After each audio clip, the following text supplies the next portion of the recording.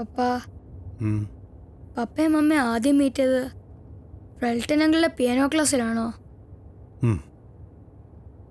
അതുകൊണ്ടാണോ വലിയ ഓഫേഴ്സ് വന്നിട്ടും ട്രിവാൻഡ്രം ലോഡ്ജ് വിൽക്കാത്തത്? നിന്റെ അമ്മയ്ക്ക് ഞാൻ കൊടുത്ത പ്രോമിസസിൽ തെറ്റിക്കാത്ത ഒരു വാക്കേ ഉണ്ടായിരുന്നുള്ളൂ. അതാണ് ട്രിവാൻഡ്രം ലോഡ്ജ്. അതും ഇപ്പോൾ പോവും.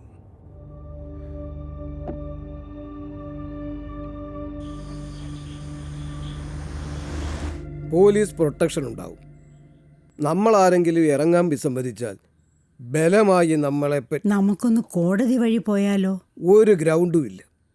നമുക്കാർക്കും സ്ഥിരമായി പൊസഷനുള്ള സ്ഥലമല്ലല്ലോ ഇത്. പിന്നെ വളരെ കൂടുതൽ കാലം ഇവിടെ താമസിച്ചിട്ടുള്ളത് പെഗ്ഗി ആൻറ്റിയും റെൽട്ടൺ സാറുമാണ്. പക്ഷെ അതുകൊണ്ടൊരു കാര്യമില്ല. റെൻ്റ് എഗ്രിമെൻ്റ് ഇല്ല, വാടക ചീട്ടില്ല. നമ്മളൊക്കെ പുറമ്പോക്ക അഭയാർത്ഥികൾ.